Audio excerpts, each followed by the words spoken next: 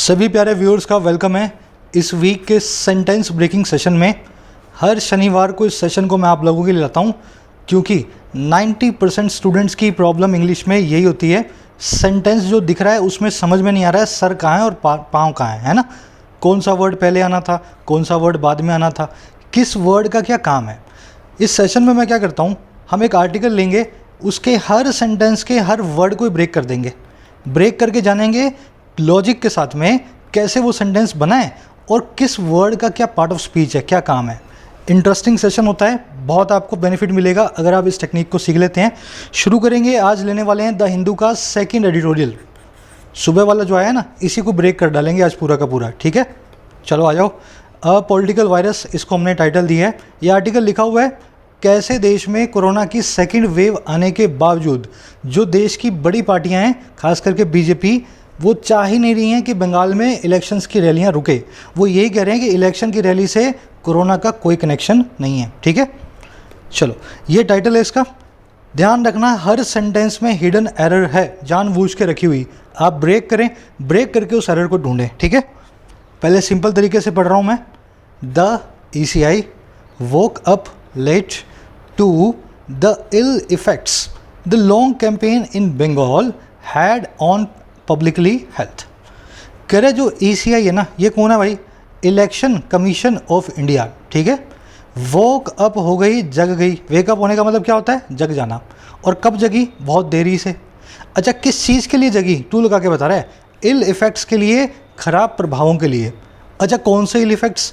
जो कि ये जो लॉन्ग कैंपेन है, बड़ा चुनावी अभियान है बंगाल में, रखता आया है, हैड जिसने रखा है पब्लिक की हेल्थ पे, लोगों के स्वास्थ्य पे।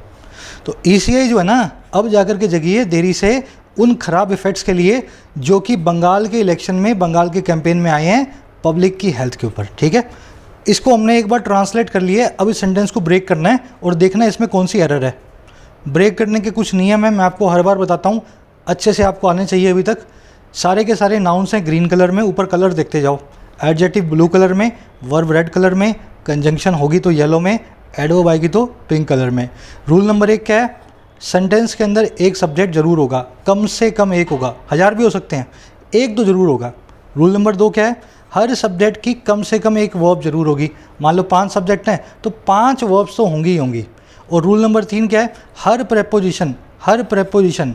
प्रेपोजिशन का एक ऑब्जेक्ट जरूर होगा। बस 3 ही रूल फॉलो करने हैं अपने को, ठीक है।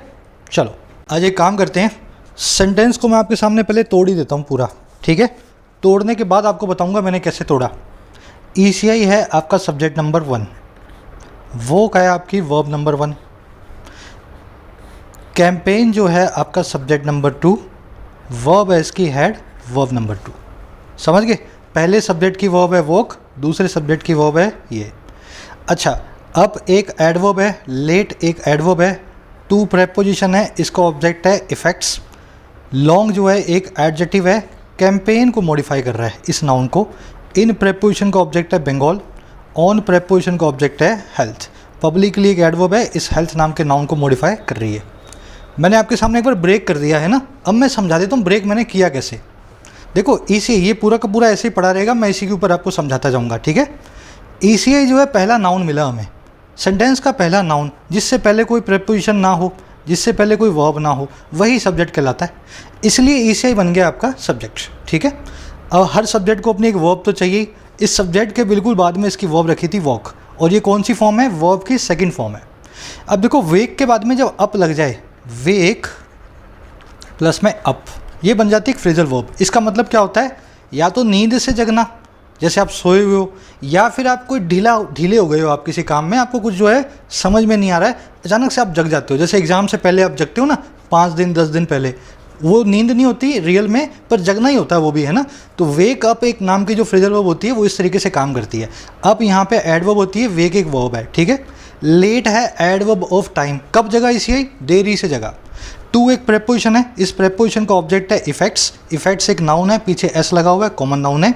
इस इफेक्ट्स को मॉडिफाई कर रहा है इल नाम का एडजेक्टिव। कैसे इफेक्ट्स भाई? इल इफेक्ट्स, खराब इफेक्ट्स, ठीक है। अब देखो, इफेक्ट्स के बाद में एक पूरा रिलेटिव क्लोज है, ये इफेक्ट्स के बारे में बता रहा है।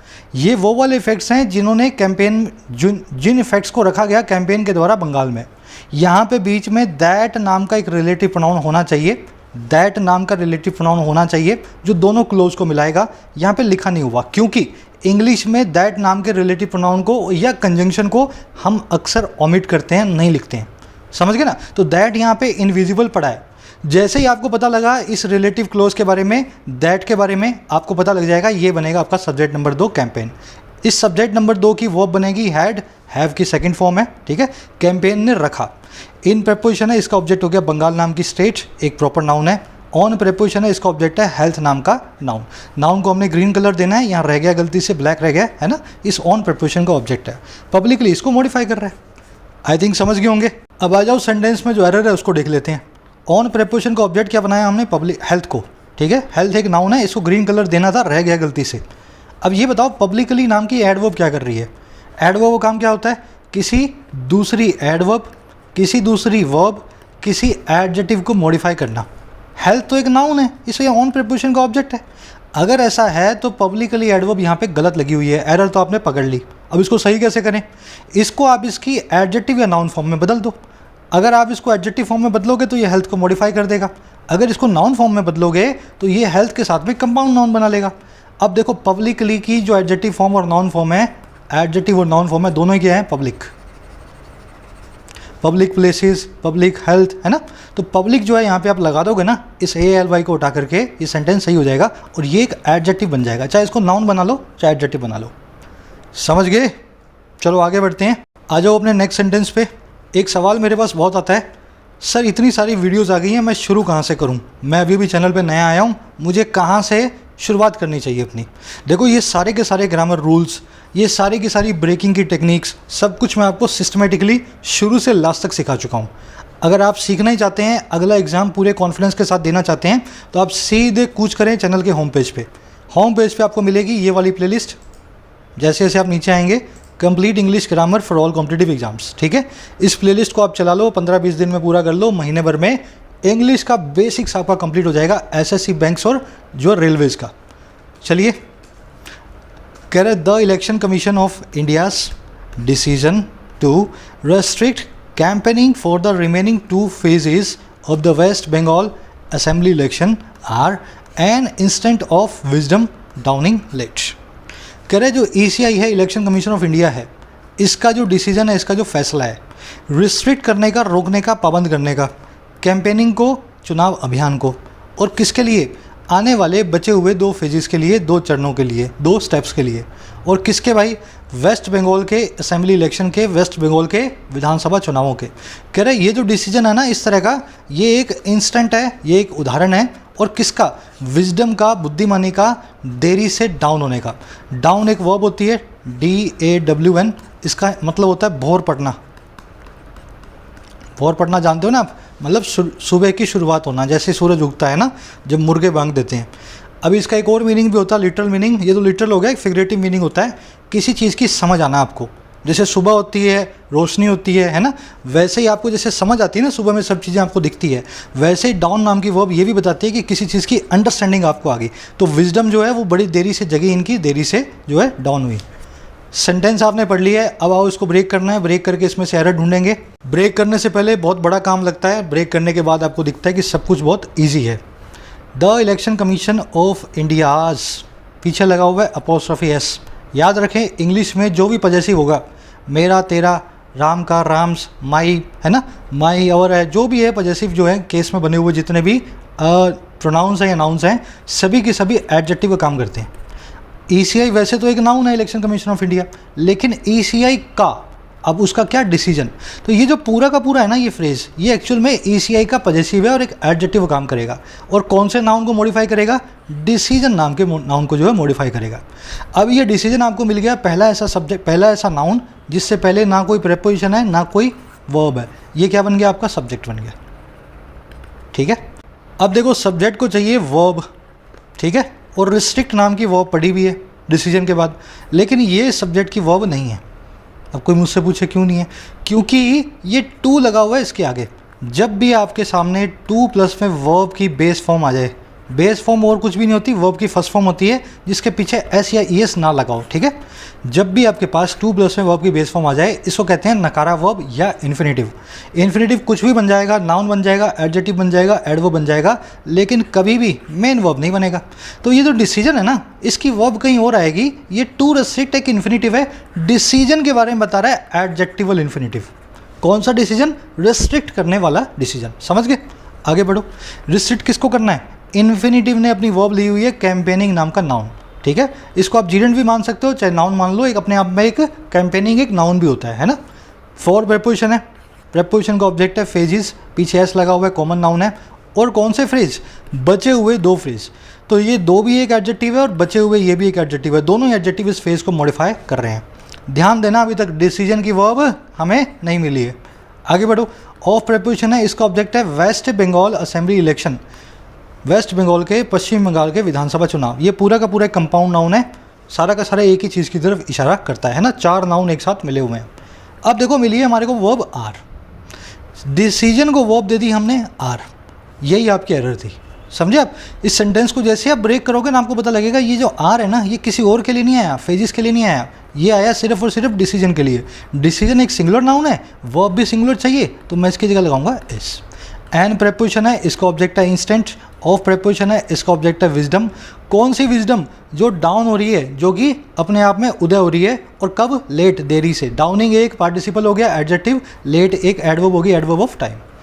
अब देखो एक एरर तो हमने पकड़ ली इस सेंटेंस में, सीधे सीधे हमने ब्रेक किया और पता लगा डिसीजन की वर्ब रिस्ट्रिक्ट नहीं थी, फेजिस जो है इसका ऑब्जेक्ट था, ऑफ जो है इसने अपना ऑब्जेक्ट लिया होता है इलेक्शन, है ना।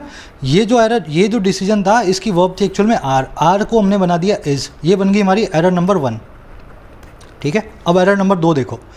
आर के बाद में हमारे पास एक नाउन रखा है, सब्जेक्ट है, वर्ब है, वर्ब कौन सी? लिंक वर्ब, और उसके बाद में है सब्जेक्ट कॉम्प्लीमेंट, समझ गए ना। जब भी is, am, are, was, were, be, being, mean, ये सब की सब अकेली आ जाए सेंटेंस के अंदर, ये कहलाती है लिंक वर्ब। सब्जेक्ट को और सब्जेक्ट कॉम्प्लीमेंट को आपस में मैच करवाती हैं। अब अगर इंस्टेंट एक डिसीजन का सब्जेक्ट कॉम्प्लीमेंट है तो इंस्टेंट का मीनिंग क्या होगा भाई? देखो इंस्टेंस का मीनिंग होता है, दो वर्ड्स है हमारे पास, इंस्टेंस, इसका मीनिंग होता है एग्जाम्पल, उदाहरण, और दूसरा इंस्टेंट, इसका मीनिंग होता है पल, मोमेंट। ये एक एडजेक्टिव भी है, इसका मतलब होता है फटाफट से।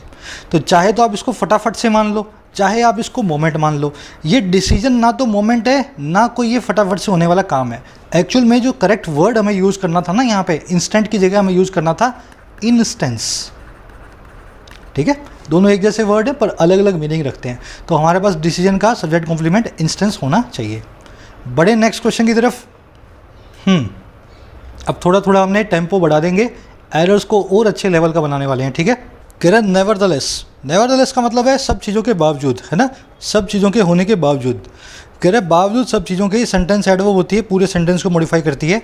It will help limit the public health damage to that was already caused by an unreasonable extended election cycle in the state during the pandemic.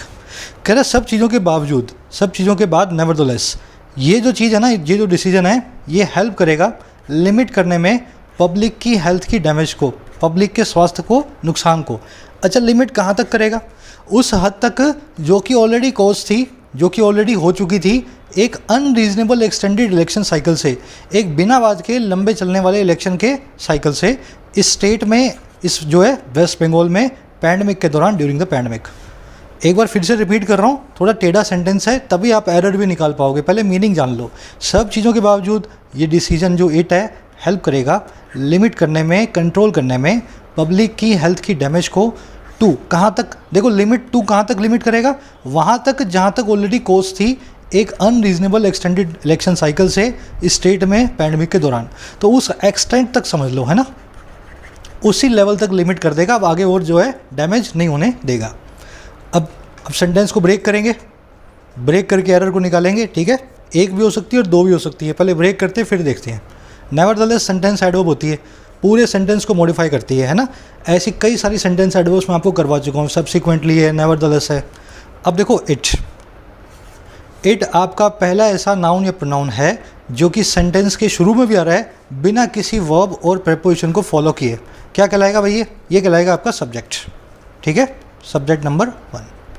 Subject की वर्ब है विल हेल्प, वर्ब नंबर 1। अब कोई मुझसे पूछे sir subject singular है तो पीछे S क्यों नहीं लगाया हेल्प के आगे? सीधा सा रीजन है, विल है एक modal verb, will, could, would, should, ये सब के सब जो मॉडल वर्ब्स हैं अपने बाद में हमेशा बेस फॉर्म लेती हैं वर्ब की।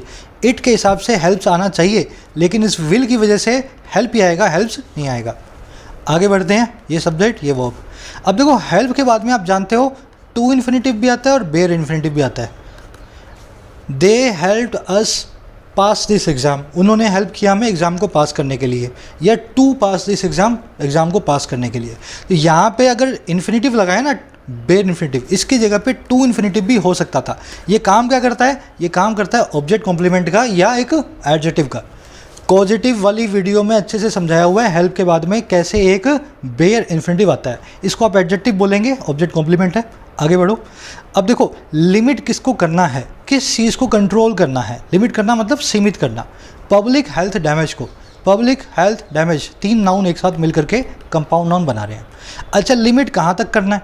आप किसी भी चीज़ को सीमित करते हो ना तो टू लगा के बताते हो कहाँ तक सीमित करना है, वहाँ तक। देखो ये टू प्रेपोजिशन का ऑब्जेक्ट है, कहाँ है? ऑब्जेक्ट तो दिख नहीं रहा। एरर इसमें यही है कि टू प्रेपोजिशन का ऑब्जेक्ट हमने दिया नहीं हुआ।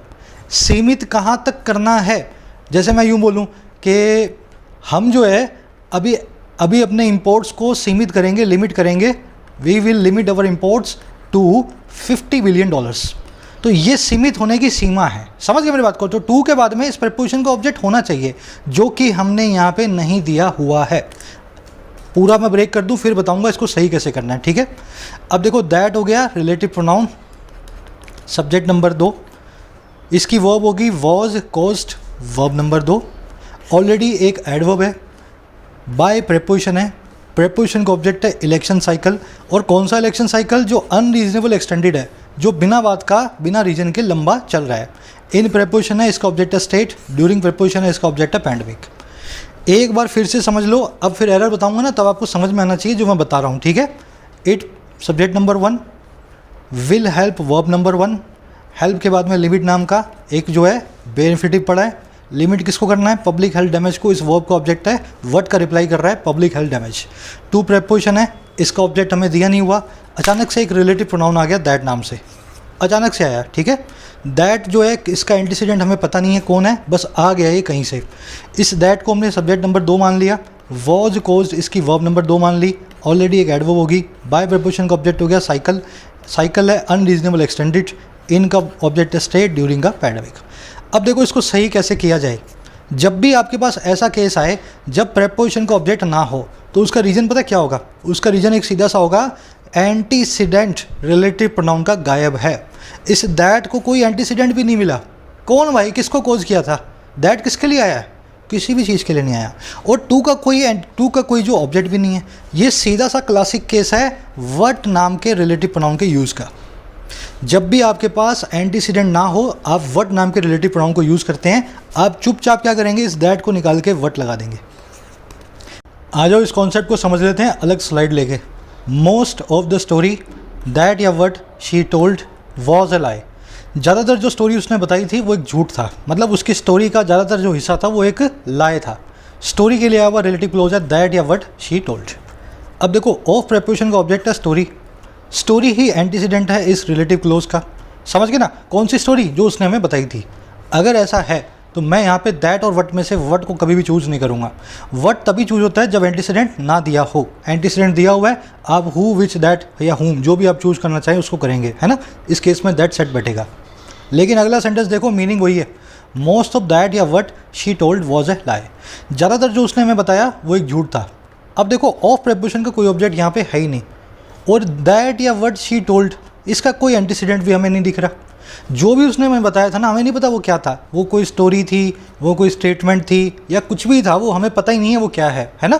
तो मैं यही कहना चाह रहा हूँ कि यहाँ पे ऑफ प्रेपोजिशन कोई ऑब्जेक्ट नहीं है। रिलेटिव क्लोज जो आएगा उसका रिलेटिव प्रोनाउन जो होगा वो होगा व्हाट। समझ गए ना? ऐसे बनता है दैट और व्हाट के बीच का difference. Farmers are opposing 3 farm bills that या what were introduced last year. Farmers oppose कर रहे हैं 3 फार्म बिल्स को। अपोज वर्ब का ऑब्जेक्ट है 3 फार्म बिल्स। यही 3 फार्म बिल्स जो है इस दैट या व्हाट इस रिलेटिव क्लोज का एंटीसीडेंट भी है। किसको अपोज कर रहे हैं? उन बिल्स को जिनको लास्ट ईयर इंट्रोड्यूस किया गया था। सीधे सीधे आपके पास यहाँ पे एंटीसीडेंट दिख गया है, दैट का यहाँ पे बन जाएगा और वट का कोई भी काम नहीं है। लेकिन इसको देखो, फार्मर्स आर अपोजिंग दैट या what were introduced as new farm bills last year.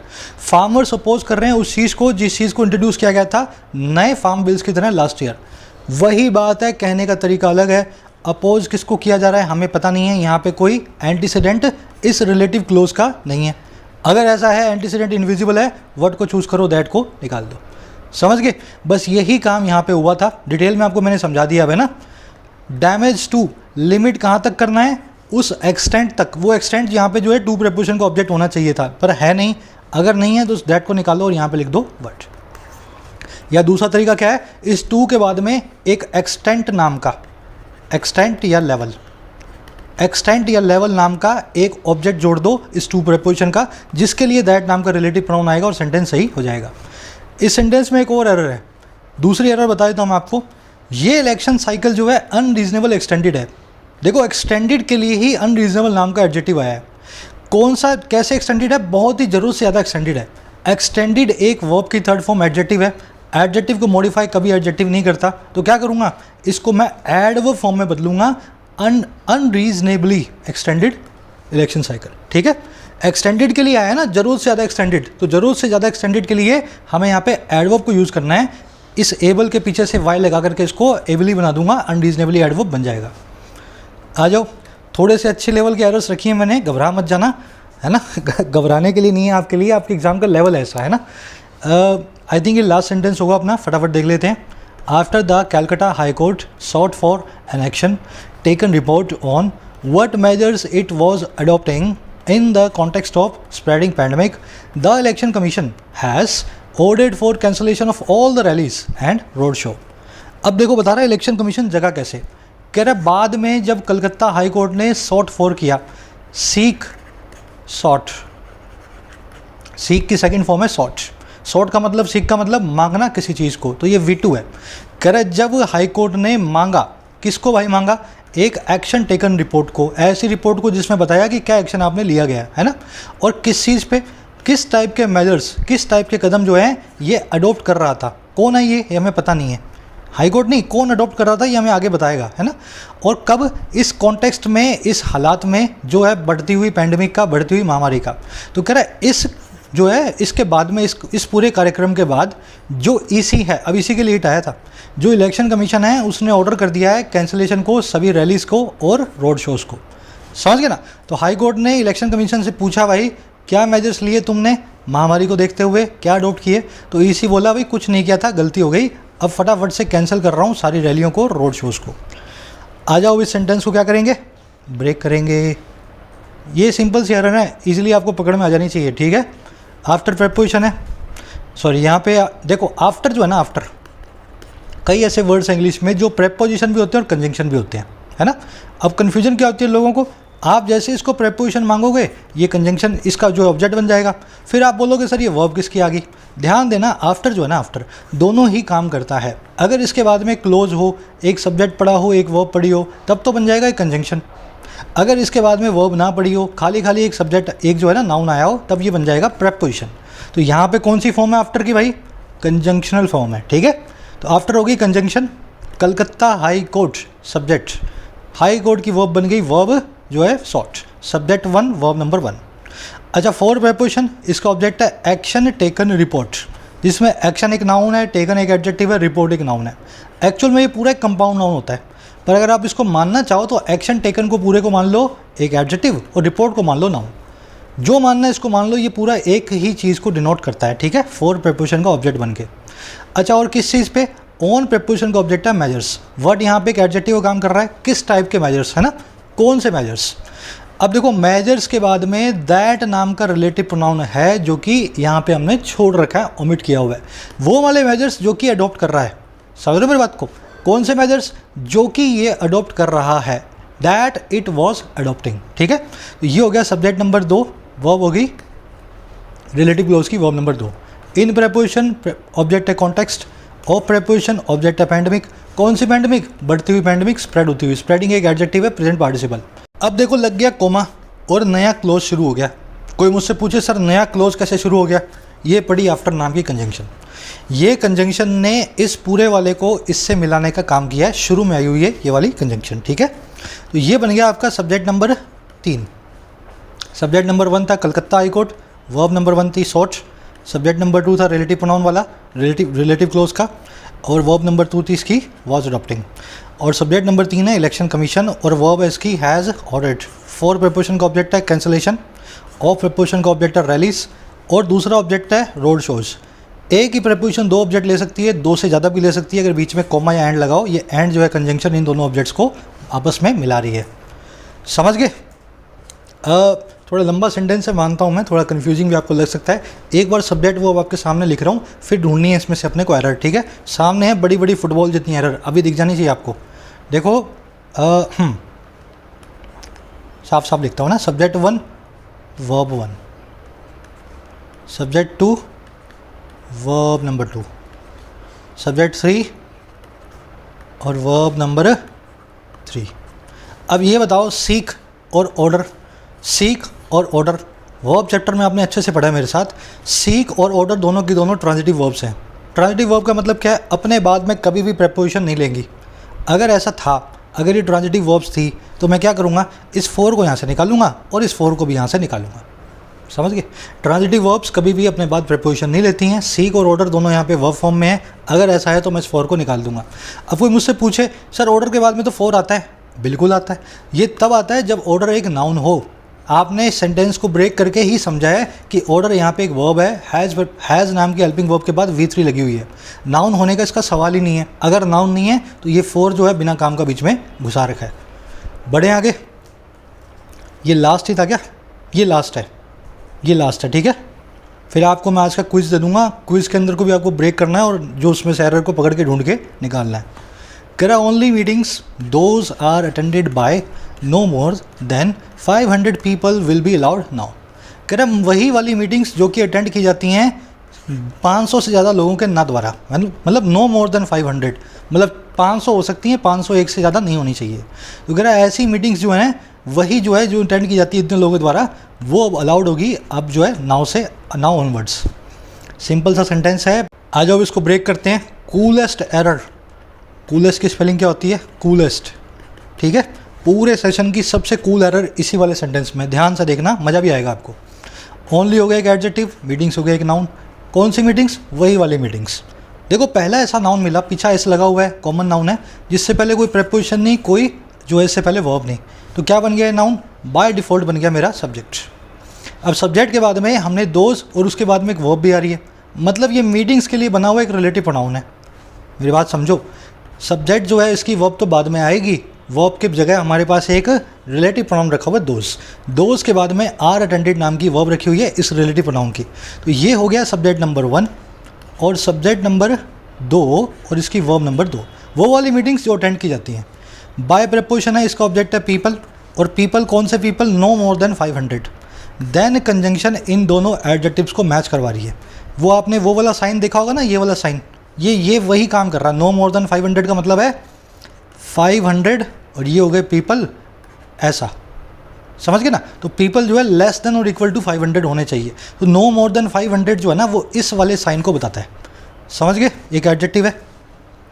अब देखो यहाँ पे मीटिंग्स के लिए विल बी अलाउड नाम की वर्ब आई, ना हो गई एडवर्ब। सब्जेक्ट वर्ब मैच हो गए।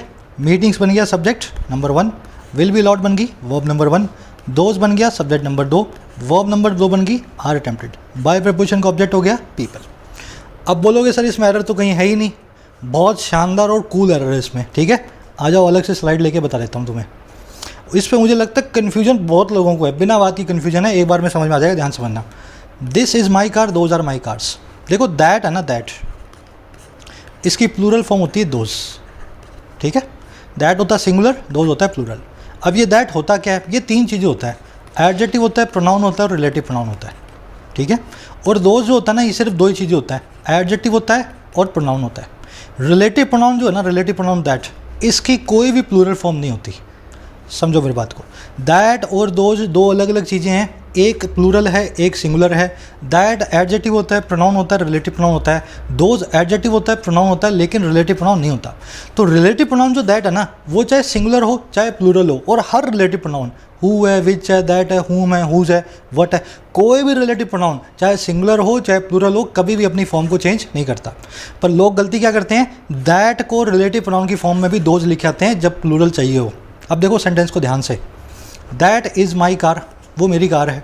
दोज आर माई कार्स, वो मेरी कारें हैं। यहाँ एक कार खड़ी थी, मैंने बोला दैट इज़ माई कार। एक कार थी तो दैट बिल्कुल ठीक है। यहाँ पे 3 कारें खड़ी थी, है ना। फिर मैंने किसी को बुला के बोला दोज आर माई कार्स, बिल्कुल ठीक है। यहाँ सिंगुलर यहाँ प्लूरल अपने हिसाब से आपने बना लिया। अब इन सेंटेंस को देखो, द कार दैट या those is parked outside belongs to me. Car जो बाहर खड़ी है, पार्कड है आउटसाइड, वो मुझे बिलोंग करती है। कार की वर्ब है बिलोंग्स, दैट या दोज इनमें से जो भी चूज़ करोगे इसकी वर्ब है इज़ पार्कड। पार्कड यहाँ पे एडजेक्टिव है, इज़ को रखो आप, जो कि पार्क हुई हुई है ना। अब मुझे एक बात बताओ, कार एंटीसीडेंट है दैट या दोज का, कार सिंगुलर है, इसके लिए मैं रिलेटिव प्रोनाउन यूज़ करूँगा दैट को, बिल्कुल ठीक। लेकिन अगर ऐसा बोलूँ, द कार्स दैट या those are parked outside belong to me, कारें जो बाहर खड़ी हैं वो मुझे बिलोंग करती हैं। अब यहाँ पे आप दैट की जगह दोज को यूज़ करेंगे। जैसे यहाँ पे दैट के लिए कार आया था, दोज के लिए कार्स आया था, वैसे अब यहाँ भी कार्स है तो यहाँ भी दोज चूज़ करोगे।